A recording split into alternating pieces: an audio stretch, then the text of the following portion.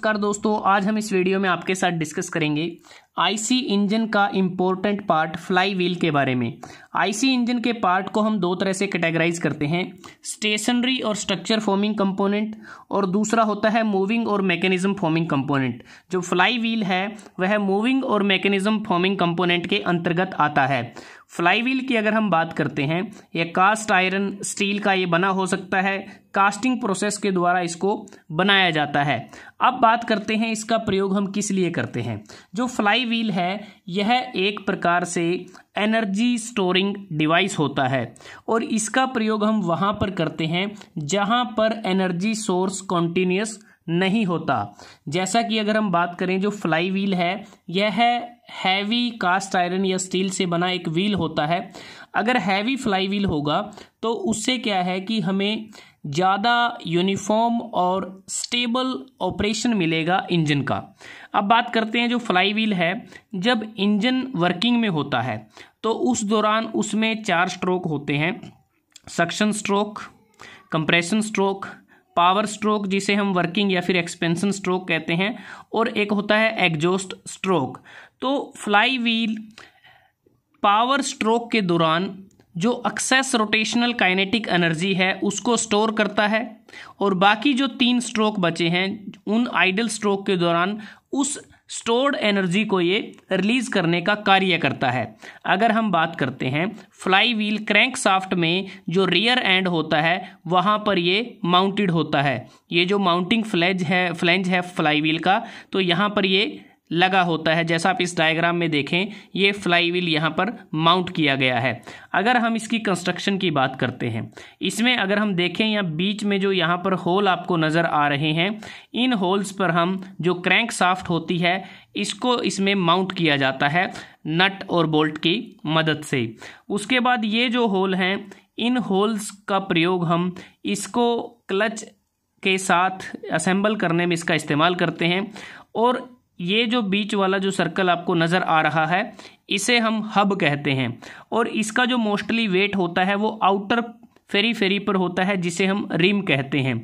और इसकी आउटर फेरी पर अगर आप देखें, इस पर कुछ टीथ बने हुए हैं जिसे हम रिंग गियर कहते हैं। रिंग गियर का बेसिकली कार्य क्या होता है, जो इंजन में स्टार्टर मोटर होती है, अगर आप यहाँ पर देखें तो इसमें यहाँ पर एक छोटा गियर होता है जिसे हम पिनियन कहते हैं। तो पिनियन पर भी गियर बने होते हैं, उसके साथ फ्लाई व्हील का जो रिंग गियर है वो मैसिंग में होता है। तो एक प्रकार से हम रिंग गियर की मदद से फ्लाई व्हील को स्टार्टर मोटर के साथ इसको कनेक्ट करते हैं। अब बात करते हैं, जो फ्लाई व्हील है इसका जो साइज होता है वो किस पर डिपेंड करता है। फ्लाई व्हील का जो साइज है वो डिपेंड करता है कि इंजन में नंबर ऑफ सिलेंडर कितने हैं। क्योंकि जो नंबर ऑफ सिलेंडर की अगर हम बात करते हैं, अगर ज़्यादा सिलेंडर होंगे तो उस केस में लेस इनर्शिया की आवश्यकता है। अगर हम मल्टी सिलेंडर इंजन की बात करते हैं, क्योंकि उसमें क्या होता है कि जो पावर स्ट्रोक हैं वो ओवरलैप करते हैं और जिससे क्या होगा कि जो पावर स्ट्रोक होगा एक सिलेंडर का, तो वह दूसरे सिलेंडर का जो कंप्रेशन स्ट्रोक है उसमें वो मदद करता है।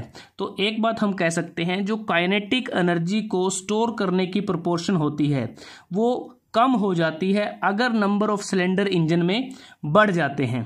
इसके अतिरिक्त अगर हम बात करें, जो इंजन की कंस्ट्रक्शन होती है उसके ऊपर भी फ्लाई व्हील का जो साइज़ है वो डिपेंड करता है। और बेसिकली जो फ्लाई व्हील है ये जो कंबशन गैसेस होती हैं, बेसिकली क्या बात करें, जो फ्लाई व्हील है ये जो टॉर्जनल जो वाइब्रेशन होती हैं उसको ये एब्जॉर्व करता है। टॉर्जनल जो वाइब्रेशन है वो क्रैंक शाफ्ट पर ट्रांसमिट होती हैं और किसके कारण होती हैं, वो कंबशन ऑफ गैसेस के कारण होती हैं। और अगर हम बात करते हैं, जो फ्लाई व्हील है यह एक प्रकार से जो क्रैंक शाफ्ट की यूनिफॉर्म रोटेशन होती है उसको भी इंश्योर करने में ये मदद करता है। या कह सकते हैं कि जो क्रैंक शाफ्ट है उसके ऊपर ये कांस्टेंट आउटपुट टॉर्क को मेंटेन करने में मदद करता है। कैसे, ये बेसिकली जो साइक्लिक जो वेरिएशन होती है स्पीड की उसको कम कर देता है। कहने का मतलब ये है, जब इंजन की स्पीड ज़्यादा होती है तो उस दौरान ये काइनेटिक एनर्जी को एब्जॉर्व कर लेता है। जब इंजन की स्पीड कम होती है तो उस दौरान ये काइनेटिक एनर्जी को रिलीज कर देता है, जिसके कारण होता क्या है कि जो इंजन में फायरिंग इम्पल्सिस के कारण जो टॉर्क में ट्रांसमिशन में वेरिएशन आता है उसको फ्लाईव्हील कंपनसेट करने में कारगर होता है। तो एक प्रकार से जो फ्लाईव्हील है यह स्टोरेज रिजर्वायर की तरह कार्य करता है रोटेशनल काइनेटिक एनर्जी के लिए। अब बात करते हैं वेट ऑफ फ्लाईव्हील। जो वेट ऑफ फ्लाईव्हील है वो बेसिकली डिपेंड करता है जो प्रेशर का वेरिएशन होता है उस पर।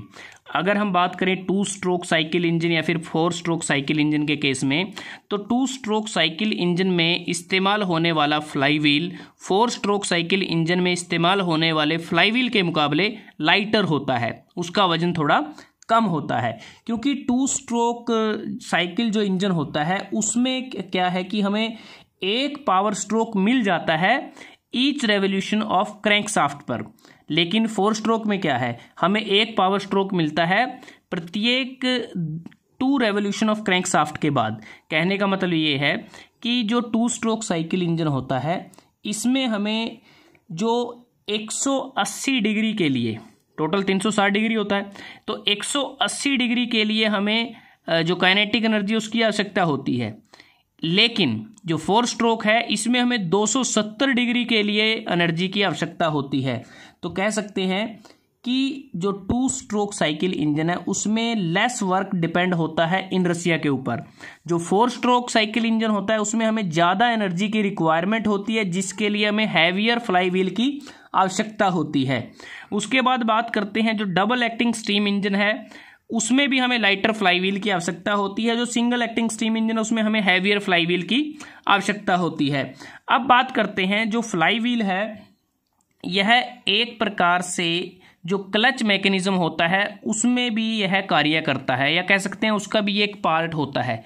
क्योंकि यहाँ पर देखें कि जो फ्लाईव्हील है ये इंजन की क्रैंकशाफ्ट के साथ जुड़ा होता है, उसके बाद क्लच की डिस्क होती है, उसके बाद प्रेशर प्लेट होती है, उसके बाद ट्रांसमिशन सिस्टम होता है। तो ये एक क्लच मैकेनिज्म की तरह का भी ये पार्ट होता है। और जो ऑटोमोबाइल्स हैं उसमें हमें लाइटर फ्लाईव्हील की आवश्यकता होती है, क्योंकि इंजन क्या करता है वो डायनेमिक लोड को वो कैरी करता है, जैसा हमारा जो मल्टी सिलेंडर इंजन में होता है। तो दोस्तों आज हमने इस वीडियो में आपके साथ डिस्कस किया आईसी इंजन का इम्पोर्टेंट पार्ट जो मूविंग और मैकेनिज्म फॉर्मिंग कंपोनेंट के अंतर्गत आता है फ्लाईव्हील। उसका क्या कार्य होता है, कैसे मैन्युफैक्चर किया जाता है, उसका मटेरियल क्या होता है, उसकी लोकेशन कहाँ होती है, उसमें क्या क्या पार्ट होते हैं, और उसकी जो साइज़ है वो किस पर निर्भर करता है। अगर आपको वीडियो अच्छा लगा आप इसको लाइक कर सकते हैं, शेयर कर सकते हैं अपने दोस्तों के साथ, स्टूडेंट्स के साथ। और जल्द ही हाजिर होते हैं एक नए वीडियो के साथ। तब तक के लिए धन्यवाद। आपका दिन शुभ रहे।